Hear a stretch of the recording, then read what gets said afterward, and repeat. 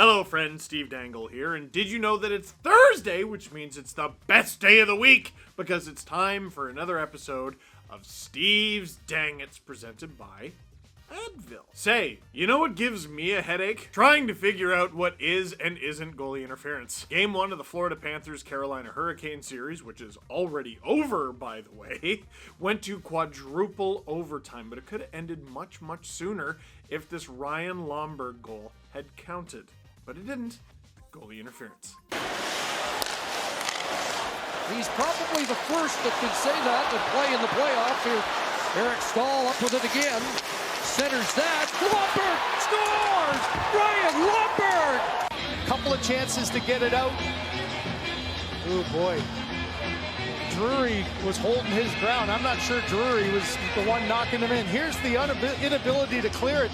Drury now panics and gets back to the front of the net, standing there, and White gets inside position. Anderson slides across. There's no question that it's Carolina that's the influencer on the play. The fact that White was trying to get underneath him, I think White got in there first on his own. After review, there was goaltender interference.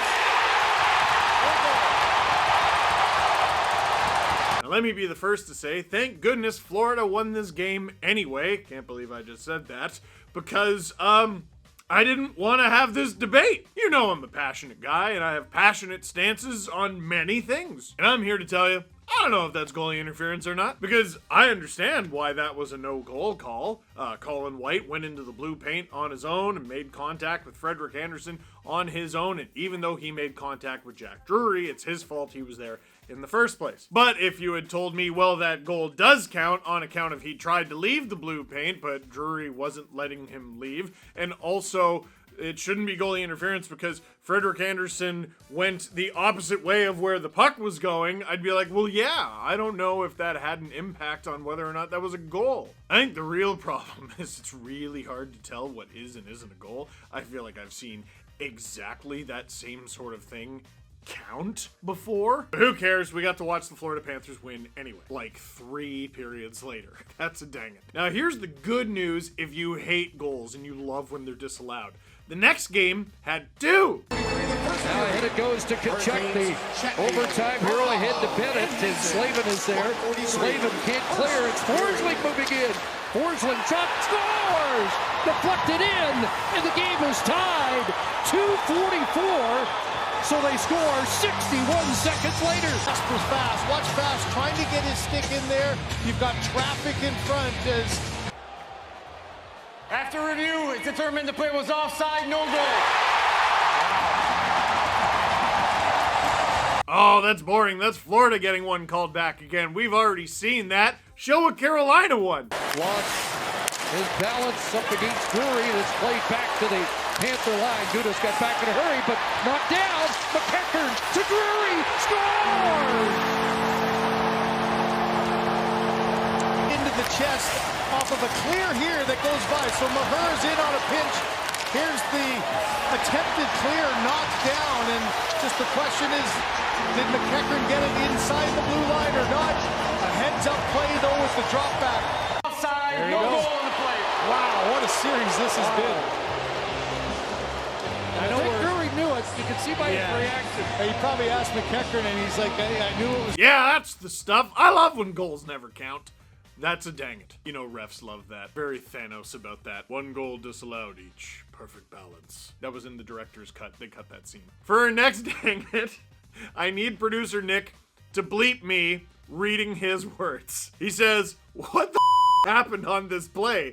Canes player gets high sticked, no call. Panthers score empty netter, gets called back, but no penalty, so I don't understand. Let's see. Here in regulation time. Brett Pesce up ahead, stopped up, and a shot. Scores. High stick against High stick Gostisbehere. is halted play. And Gostisbehere getting checked. Is it going to be more? This could be a 4-minute earlier having a discussion, but the fans didn't realize the whistle went as Gostisbehere, as he moved the puck, got high stuck. And you can't hear anything in this building but a roaring Panther crowd.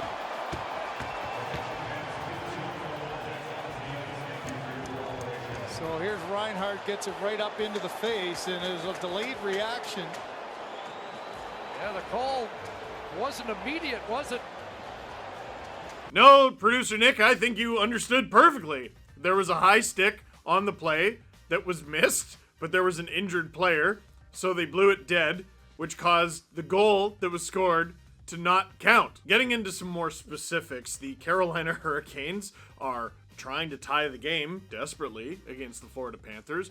Sam Reinhart high sticks Shane Gostisbehere in the face, and Shane Gostisbehere goes down. The Florida Panthers score an empty netter while he's down, but the ref says, "Whoa, wheat, no goal." Again. So here's what desperately needs to change for next season. And to me, it's such an easy fix. So the refs saw an injured player. They didn't necessarily see how the player got injured. Penalties get missed all the time.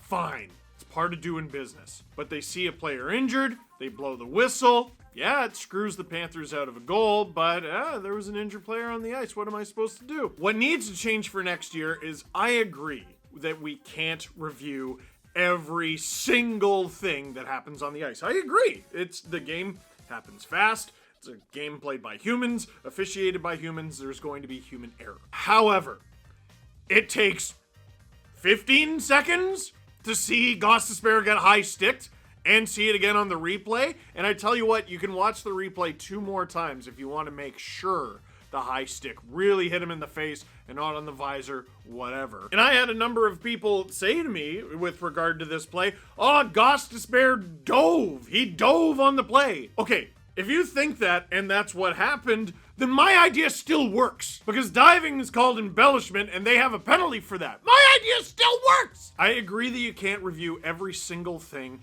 but on a delay like this one, where it's longer than usual between whistles and teams are asking for explanations, you should be able to, you have 1 minute. 1 minute. And you can only do it in, like, I don't know, say the final 5 minutes of a game or something in the third period. You have 1 minute. Some ref in the sky gets to review this thing for 1 minute maximum, and they have to come to a call. Because, dude, these officials aren't superhumans. They're not Superman. They don't have X-ray vision. I get it. I get it when they miss things. I get it. It's 2023. We have the technology. Why aren't we using it? If there's an injured player, investigate why they're injured. If they were injured because of a high stick from the other team, call it. If it turns out the injured player was faking it, goalie was waved off count, and you go to the box. What's wrong with that solution? Someone please tell me. But we don't have this system in place yet, but I'm going to continue to run on that campaign. But until then, that's a dang it. For our next dang it, this was very highly requested. Brent Burns spears Matthew Tkachuk. Are you ready, producer Nick? He's ready? Good. In the Didn't seem to be in a whole lot of discomfort when he exited towards the bench, so hopefully for Matthew, I think he gets caught with a stick there near the end. Burns went to pick up his stick there, and it looked like he chopped him right between the legs. Again, we couldn't see it. So, uncomfortable as he left the ice, but yeah. Got him in the midsection right there. Yeah. Not a good play. Brent Burns speared Matthew Tkachuk in the You're not allowed to spear Matthew Tkachuk in the There are many players in the NHL who would like to spear Matthew Tkachuk in the but it would still be against the rules if you were to spear Matthew Tkachuk in the Excuse me while I do a little bit of John Boy lip reading here, but can we show the slow motion of Matthew Tkachuk? Now, don't take this as gospel. It's difficult to lip read when he's got this stupid mouth guard dangling out at all times, by the way. But here's what I'm pretty sure he says. Right in the... Right in the...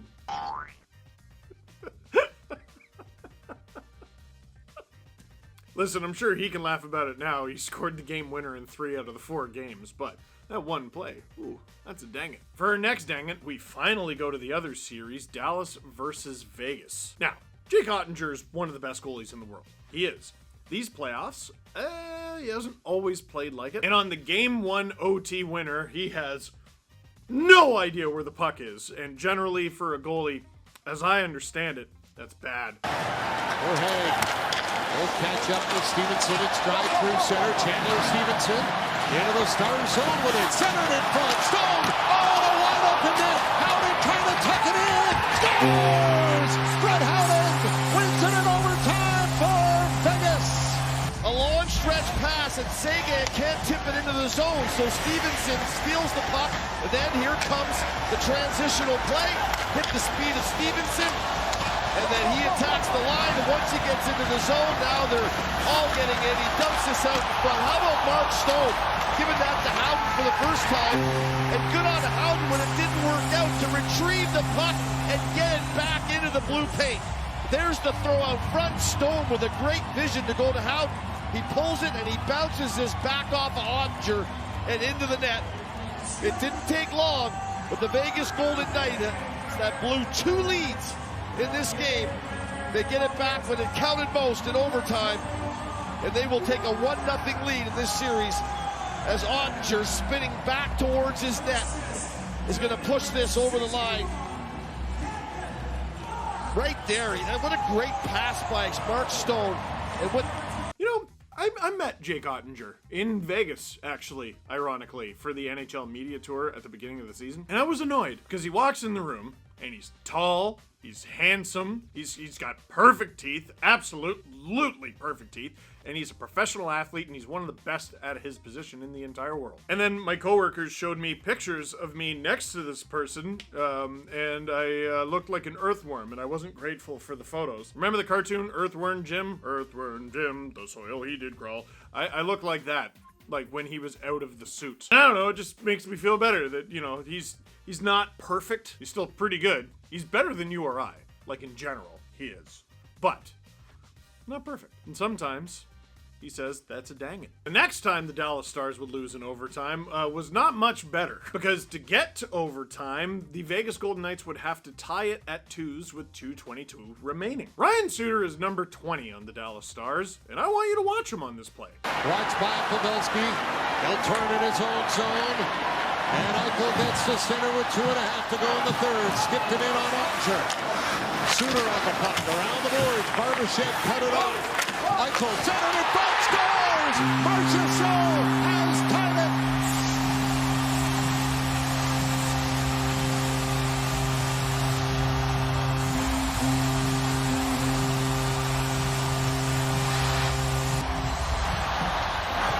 you can feel this coming. Ottinger kicks it off to the corner. Suter gets it, but it's a very lazy puck around the wall.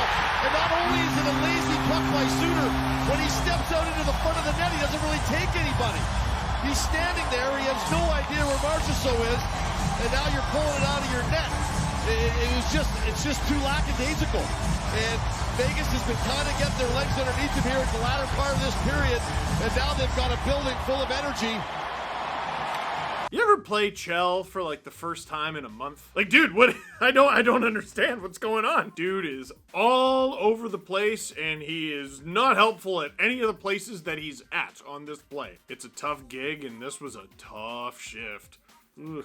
That's a dang it. For our next dang it, someone threw popcorn at Adin Hill, and yes, the last dang it is what led to that. But let's look at Adin Hill getting popcorn thrown at him.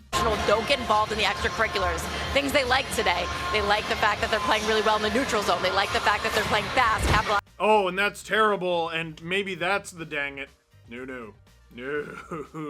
Adin Hill, who got the shutout in that game with the perfect response. Yeah, I guess everything was just hitting me tonight, but it was a little weird. I came out, a little popcorn fell, and yeah, I noticed it, but I don't know, it's whatever.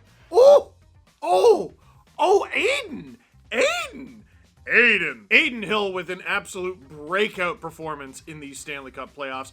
A, he's stopping everything, and B, like, that is the most ruthlessly cold thing said in these playoffs. Evander Kane had the F around and find out, but then the Oilers were the ones who found out, so that one didn't do so well in the end. Matthew Tkachuk talking about the "We Want Florida" chant in Toronto, that was pretty good. And there was a finality to that, so maybe that's still number one. But coming in at worst at number two is Adin Hill, chirping fans who threw popcorn at him after getting a shutout. Ew. That's a dang it. Okay, now for our last dang it, I'm not sure what to do. This is Jamie Benn cross-checking Mark Stone in the neck. And the reason I'm laughing is I don't know how many times we can show you the replay, because recently, for the second time ever for a Dang It's video, we got demonetized. The first time we ever had a Dang It's video get demonetized was we simply showed Brendan Lemieux biting Brady Tkachuk more than once, because if it's one bite, it's biting. If it's two bites, it's eating. We simply showed something that happened on an NHL ice surface, and it was deemed too gruesome for monetization, so they demonetized the video. The second time this happened, and I learned this recently, was Alex Pietrangelo slashing Leon Draisaitl and trying to injure him by breaking his wrist. So I can only imagine that we're gonna get demonetized again by showing Jamie Benn trying to break Mark Stone's neck. And there's the first shove, nothing there, right there. And one would argue it's more of a push with the stick open as it is a extended arm cross check, but nonetheless it didn't look good. And we'll see what the referees decide once they've had a better look at it and see exactly where this cross check ended up. Steve Kazari and Chris Lee, the officials tonight, on the headsets with the Situation Room. I mean, things turn fast. I mean, in a game like this, and you're down 2-0 if you're Dallas, and it gets him in the neck area. I think this is going to hold. I don't know if this is going to change. Hey, so I'm not like a doctor or even a kinesiology major or anything. If you cross-check a guy in the neck, you're trying to break it. Now, you might not be thinking in my head, oh, I'm trying to break his neck right now. But that's what happens, dummy. Why would you do that? Why would you ever think to do that? Now, here's the thing. Jamie Benn got 5 in a game for this, and luckily, Mark Stone was okay. He might still be banged up a bit, but he stayed in the game at very least. And Vegas got 2 power play goals on the 5-minute major. They ended up winning the game 4-0, and that's what led to the shutout and the popcorn and everything. There's a huge dang it on Jamie Benn, one, for doing it, and we'll get to that, but also after the game being like, oh yeah, I fell on him with my stick. Bro, you know what year it is? We have replay. This dude's been in the league a long time, and we've had replay the entire time. Jamie Benn did not fall on Mark Stone. They got tangled up in a way that happens a million times a hockey game. I get that, but then he stood over him like a Dragon Ball Z villain and consciously made the decision to come down on the guy's neck with a cross check on purpose. Now, he only got a 2-game suspension, but I would argue it's actually a 3-game suspension, and it's worse than a 3-game suspension. And let me compare 2 3-game suspensions. So Michael Bunting still has the longest suspension in these Stanley Cup playoffs. It's amazing how that keeps happening, but it was 3 games, and it was game 2 of a series, game 3, and game 4, and then he was allowed to return. In games 2 and 3 and 4, Michael Bunting's team was able to dress another player on the roster to fill his spot, and the Leafs didn't have to play shorthanded. In Jamie Benn's situation, it's less than 2 minutes into a game. There's a 5-minute major, and it basically cost his team the game, and then his team had to play a skater short for 58 minutes. And the reason I think this 2-game suspension is actually a 3-game suspension is that is so much worse than being suspended for 1 game, because you screw your team in more ways than one. They're shorthanded, and they're shorthanded. Now, here is a very brief rant on Jamie Benn. He's a dirty player. He's a dirty player, and if you've watched him throughout his career, you know he's a dirty player. You could admire the type of player he is, and you could admire the hard-nosed things he does, and accept that he's a decent leader most of the time. Wasn't a very good leader in Game 3, but he's a good leader most of the time, won the Art Ross, etc. He's a dirty player. You could argue that the Department of Player Safety did their job on this one. I mean, he's suspended for an elimination game and everything, although when you think about it, maybe 2 or even arguably 3 games isn't enough for a play that could have broken a player's neck. And how could this have been curbed? How could Jamie Benn have learned to not have this behavior in his game? Well, here, can we go back in time 1 year when he was fined in a Stanley Cup playoff game against the Calgary Flames, and then the very next game was fined again? What on earth is the purpose of a fine? I was under the impression that you do something bad, you get fined almost as like a warning that next time you're going to get suspended. This dude got fined in back-to-back games. He learned nothing. If you're a Detroit Red Wings fan watching this, you go back even further to the 2021 season. Gosh, these incidents were so recent, where Jamie Benn actually did fracture somebody's neck. It was Dylan Larkin's. Now, it wasn't the same like brute force as what he did with Mark Stone. It was a push-off.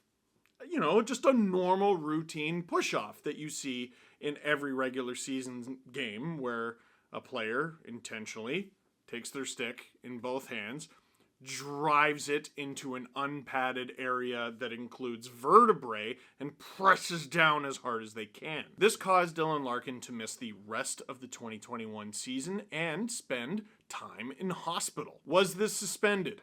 No.